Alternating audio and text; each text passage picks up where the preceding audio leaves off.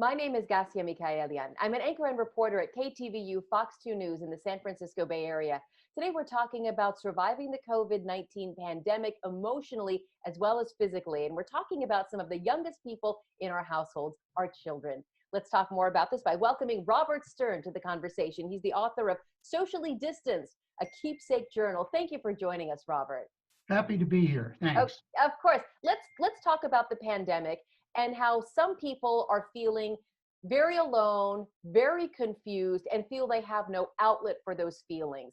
How might writing some of those feelings down help? Well, journaling is an excellent source to be able to write them down, because when you write them down, they become very real because our minds are always active. But writing them down and sharing them with others is a great way to give yourself the kind of support that is necessary through these times of uncertainty. Let's talk specifically about children. We might have children in the household who are too little to write, but are still feeling anxious or confused. I remember back when my boys were little, they did a lot with crayons and paper. Is this something even little ones can sort of get out that way? Well, sure it is, but the thing to keep in context here is, as it relates to all children, of whether it's the little kids, whether it's the grade school kids or the teenagers, they all are concerned about their well-being and their parents' well-being. It's all about the uncertainty and what's going on because they're picking up things that are going on. So the first thing to consider are, how are the parents doing? Are you in a single parent situation? What is the circumstances within the household that helps you and create the structure that you need for all your children?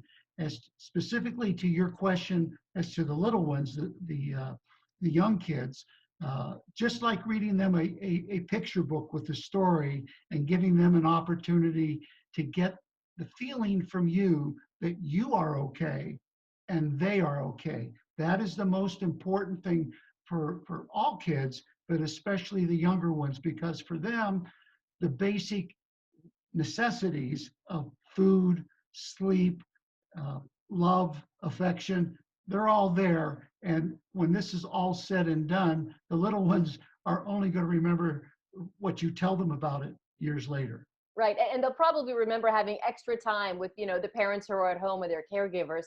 Let's talk then a little bit about slightly older children, children who are old and aware enough to realize they're hearing about massive layoffs on the news. They may be hearing some of that in their parents' conversation behind a closed door.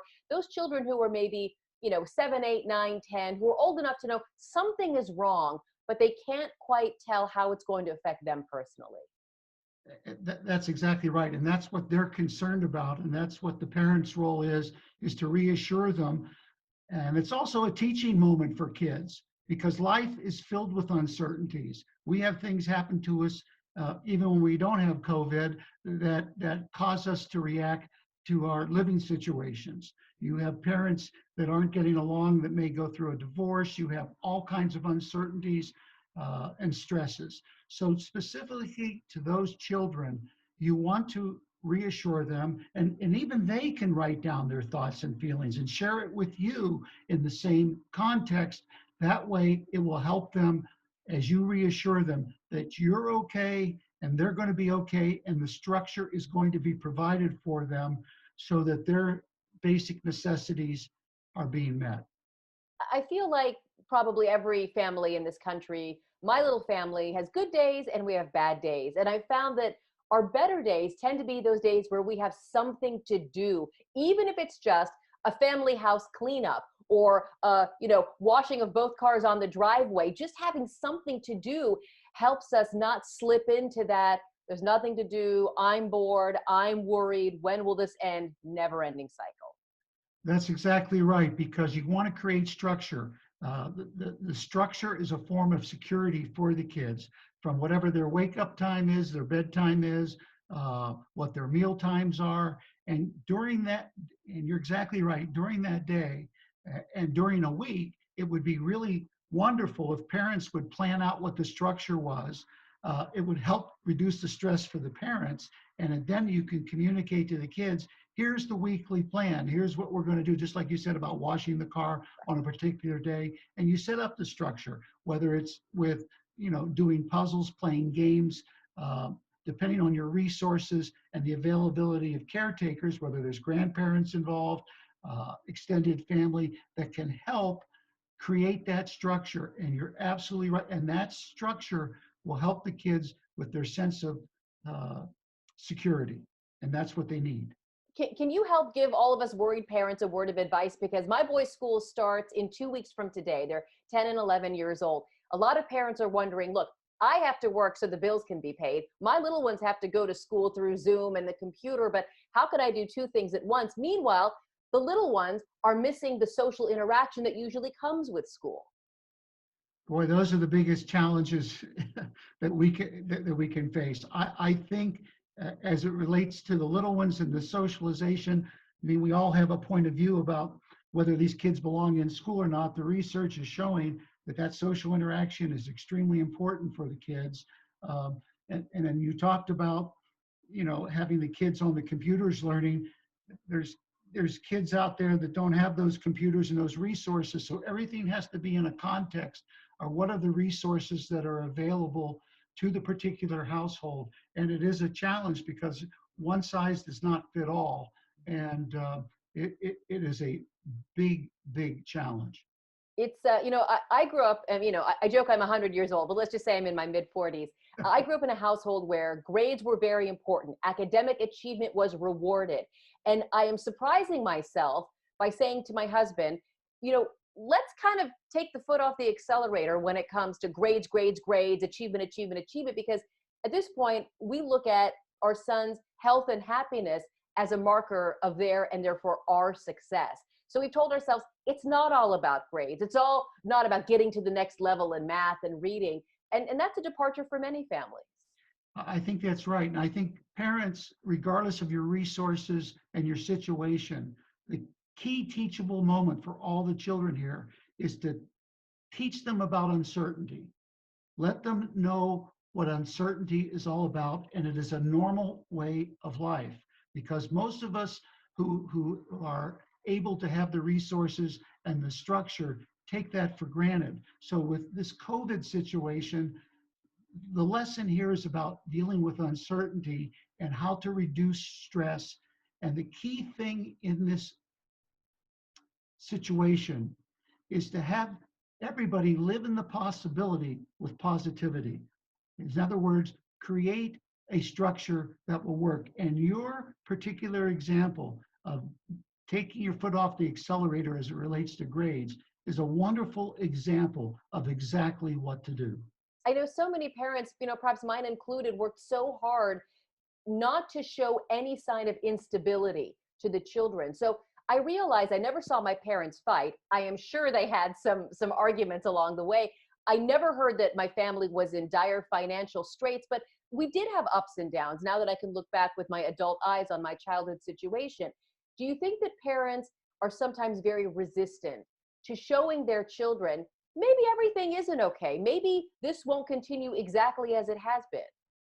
Yes, I think it depends on the parents, their personality, and their circumstances. For those that are, dealing with unemployment and the stresses of that, for those that have some pressures in the household with the relationship, yes, all of those pressures come into play. And it's the more they can shield or incorporate their kids into knowing that they are going to be taken care of and that their parents are going to be okay, even with all of the stresses that we're now facing. And finally, Robert, can you tell me a little bit about your book, Socially Distanced, a Keepsake Journal? I know a lot of people are joking, look, I want to forget all about 2020 as soon as it's over. But tell me about your push to get people to write, to keep a journal, and really hold on to what we're all going through. Exactly. Well, I had been binge watching for a couple months television series as well as doing jigsaw puzzles. And I decided there's got to be a more productive outlet now because this thing looks like it's going on forever. And one of the things I've done my entire life is write what I call silly verse or humorous verse, whether it was for wedding toasts or for birthday toasts or whatever it was. So I decided to write a journal, provide a journal, and have it illustrated by a very excellent illustrator, and combine the two to give people the opportunity with prompts to write down what's going on. For example, the verse starts out in the book as roses are red, violets are blue. I started writing this verse because I had nothing to do. And that is absolutely the truth. And you will find humorous verse like that in there, along with the very serious questions that we're facing. Like there's one dealing with everybody who lined up to get toilet tissue and how the whole world was going crazy with toilet tissue. And one of the prompts is, what provisions did you stock up on? What were your concerns? Another one deals with the well-being and the uncertainties of who was susceptible to catching it, who was the most vulnerable. And then there's a place in there to write, who are you concerned about? Who are you concerned about? How have the lockdowns impacted you? And there's a place to write all of your experiences, because this becomes a wonderful keepsake for generations. I would urge every grandparent to write one of these things and to give it as a gift to either their kid or their grandkid, or so that years from now, because remember, prior to this, the pandemic of 1917, we hadn't had one in 100 years. It would be wonderful to know what our parents and grandparents felt about this extraordinary event that we're all living through. Well, I second everything you're saying. You know, I always like to joke that I'm a journaler from way back when we called them diaries. And so for me to be able to go back and read some of my, you know, my deepest heartaches in the fourth grade, or, you know, my greatest career successes that came when I was 22. And, you know, now that I'm 45, it really gives me great perspective. And I think I made it through terrible times. And then I also, you know, found successes that I thought I could never top. But look, success has a different version for me now. And it's so valuable because you think you'll remember, right, Robert? But you won't. You won't. These days are so fleeting and so many that, you know, I'm a huge proponent of writing it down. So I second everything you've said about keeping a journal. And one other thing about it, at the end of the book, after you've already written down what you've experienced during this process, there's a place for you to write about what you see for yourself in the future. So it's always important to live in possibility with positivity. So you write down, okay, here's where we are now. This pandemic will end. We can't say when. We don't know when it'll all be totally safe again, but that day will come. And so the question I have allowed journalists to write down is, what do you see for yourself in the future? What would you like to have happen? You know, I have to tell you, the first time I heard someone say that to me, I was having a conversation over the phone with my manager in the newsroom. And we were talking about everything that our newsroom and every other one like it in the country is working through. I mean, I'm working from home. I'm sure you can tell. And she said, look, we're going to get through this. And when we do, it's going to feel great. When our number one concern can again be news gathering, talking to the people who are making a difference in other people's lives, and not having to worry about, is our photographer wearing a mask? Is our reporter able to go out into the field? And when she said that, I almost wanted to hug her, because I had been thinking in the now and maybe in the tomorrow. And for her to say, this is not going to be forever, that's the first time that had dawned on me. And it was like a load of bricks fell off my shoulders. Exactly. And it's important to have that perspective. Well, I am glad that she did, and I'm glad that you brought it to us. Robert Stern, it's been a joy talking with you. Thank you for joining me. And thank you so much for having me. And people can go to sociallydistancedjournal.com if they want more information. And I hope they do. Thank you again. And they can also head to coronavirusnow.com anytime for more information as well. Thank you, Robert. Thanks for having me.